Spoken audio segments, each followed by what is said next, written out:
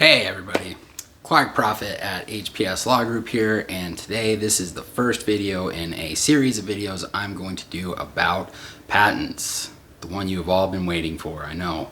Put your kids to bed, do all those things, make sure you can pay rapt attention. We're going to talk about patents today. And one of the questions I get most often when I tell people I'm a patent attorney, I do patents, people will ask me, oh, I've got this idea, let me run it by you, see if it's patentable. And they'll go into it, they'll tell me about their invention. It is usually some sort of app or something. And at the end, they'll be like, what do you think? Is that something I could get a patent on?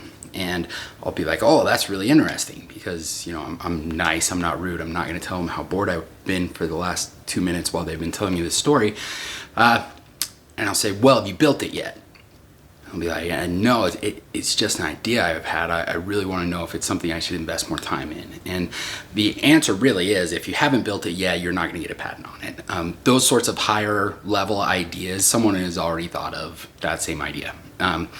And they've written about it or put it somewhere in a written publication, or it's in a patent application somewhere, where people in this field have been brainstorming about different things that they can do for a long, long time. And all of those brainstorm ideas end up going into a patent, whether or not it ever makes it into a final product. And so it will be described somewhere in the patent literature, almost always. There are exceptions, but they are few and far between. So if you haven't really built it yet, just know you are probably not going to be able to get a patent on it.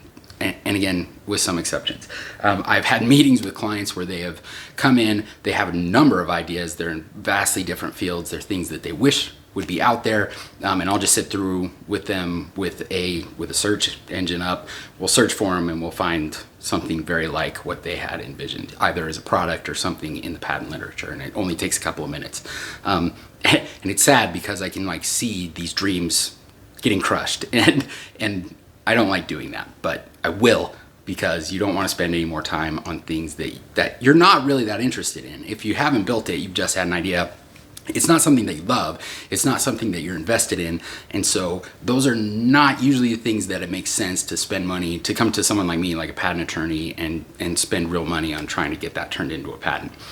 But if you do have a passion for something, if you do really want to see that thing come into the world and you make one, you have a prototype, it works, or you have a version 2 or 3.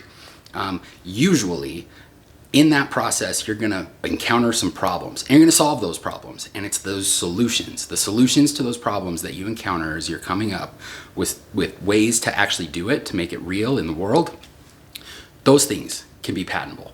And the more specific you get, the more likely you are to get a patent issued. The protection might be more narrow, but you are going to be able to get a toehold in that market where you have a patent, and that's your way of doing it. You're the only one that's allowed to do it in at least that way. And if yours is the best way, then yours is the best way. And you can really make some room in the market. And by the way, you've already made one. You're that much closer to production. You're that much more to having an actual product in the market that's ready to sell and do something. So what I tell people all the time when they come in with these ideas, make it. Once you build one and you have a working prototype, it's going to be a lot easier to bring and communicate that to other people, because you'll have one, and you'll have many more different ideas and ways to do it that you can talk to your patent attorney about, and you're much more likely to get claims issued that are going to cover something that you can really use and turn into a real product that's going to get out there.